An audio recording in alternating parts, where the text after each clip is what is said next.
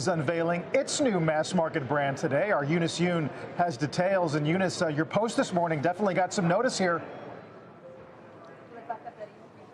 Well, it should. I mean, that's the whole point of what NIO is trying to do. It took the wraps off of Onvo. That is the new mass market EV brand of the company.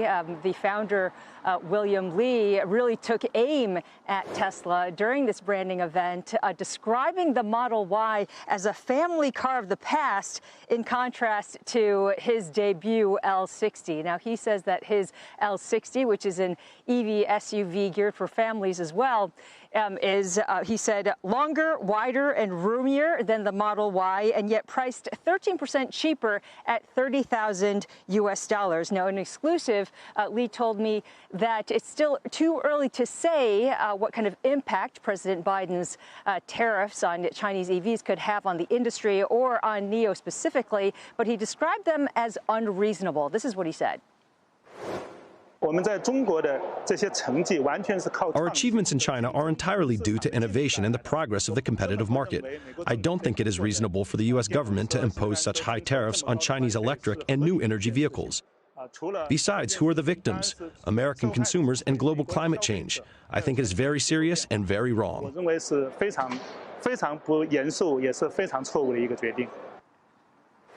Lee told me that he plans to sell the L60 in China first, but he does have an eye on the overseas market with this model. He also confirmed to me that they would be partnering with rival BYD on this particular project in order to try to keep the costs down. Now, the L60, he said, is going to be delivered and launched sometime in September. Carl? Here we have the 4-hour price chart for NIO Incorporated, stock ticker NIO. So as we can see here, the stock is trading lower along with most of the rest of the market.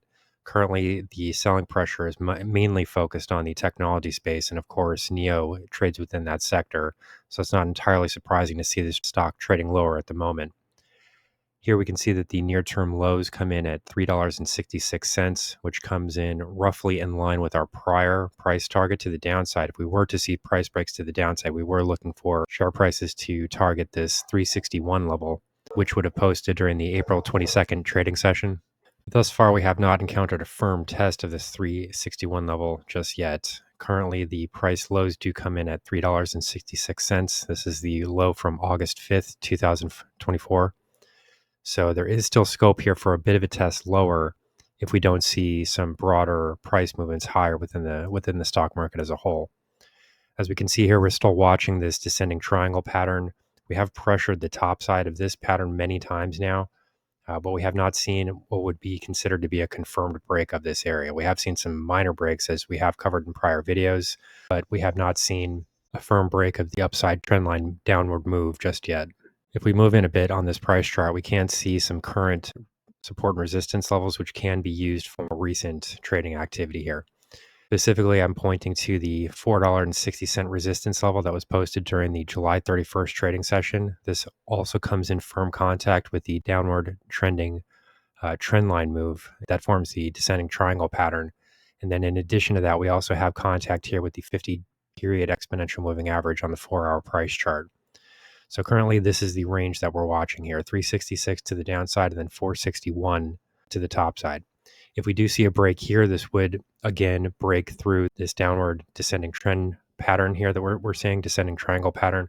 We have come in contact with this pattern for quite a while now, and this has been a bit of a pesky trend pattern that has really broken on several occasions, but we haven't seen much of a strong break above here just yet. If we move down to the hourly price chart, we can see one other level that might start to come in contact with prices fairly soon. Specifically, what I'm pointing to here is the 415 level, which was a prior support zone that would now be expected to work as resistance. If we do encounter this level from the bottom and then find resistance in this area, this could be a bit of a headwind for the stock because it would mean that we would have trouble moving through this exponential moving average cluster and break through to the top side.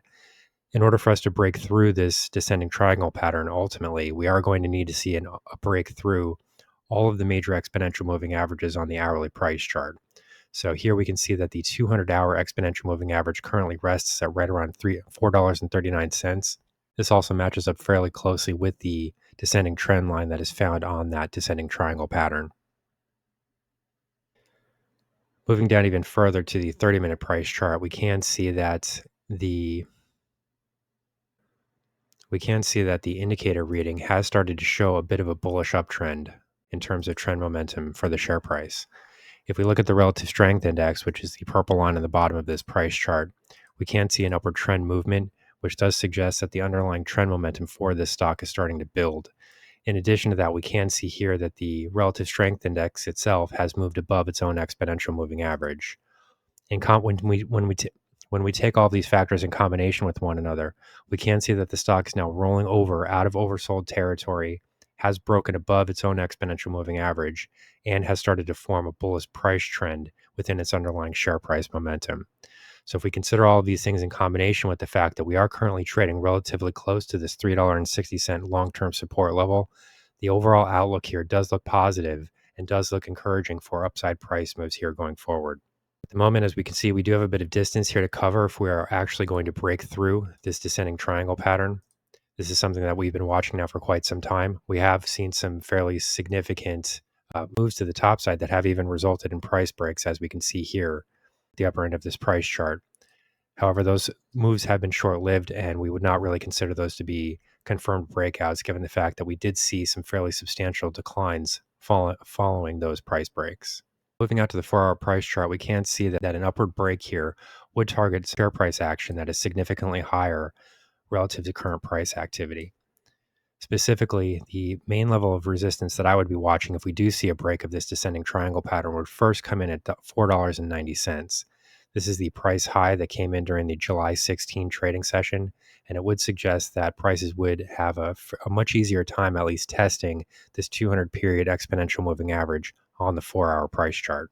Once we do see a finalized break of this descending triangle pattern, we can start to do some different types of analysis on this price chart. Specifically, what I would want to look at next would be some Fibonacci resistance levels. But first, we do need to see confirmed break to the top side here, and we do need to see this share price action move above first this $4.60 level, and then finally this $4.92 level, which would then put the stock on a very positive trajectory to gain some footing above the $5 mark. Here's the current market analysis for NIO Incorporated, stock ticker NIO.